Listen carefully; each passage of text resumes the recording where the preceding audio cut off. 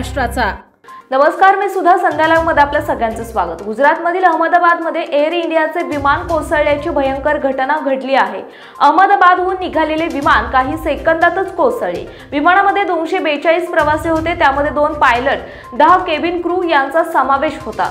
Take off केल्यानंतर 700 फुटांवरून विमान कोसळलं, त्यामुळे मोठी दुर्घटना घडली। या दुर्घटनेमध्ये अनेक जणांचा मृत्यू झाल्याची शक्यता व्यक्त करण्यात येत आहे। अपघातानंतरचे भयावह फोटो आणि व्हिडिओ समोर आलेत, जिकडे तिकडे धूर आणि कोळसा दिसत आहे। अपघाताची माहिती मिळताच बचाव पथक आणि अग्निशमन दल घटनास्थळी दाखल झाले। त्यांनी तात्काळ बचाव कार्य सुरू केले। 700 फुटांवरून विमान कोसळल्यामुळे मोठी हानी झाली आहे। विमानाचा सांगाडा जळताना दिसत आहे। विमानातील सामान आणि इतर काही गोष्टींचा कोळसा झाल्याचे व्हिडिओ दिसत आहे। व्हिडिओ पाहून अंगाचा थरकाप उडाला। एअर इंडियाचे B787 विमान VTANB उड्डाण क्रमांक AI-171 साठी अहमदाबादवरून गॅटविकला उड्डाण केल्यानंतर लगेचच अपघातग्रस्त झाले।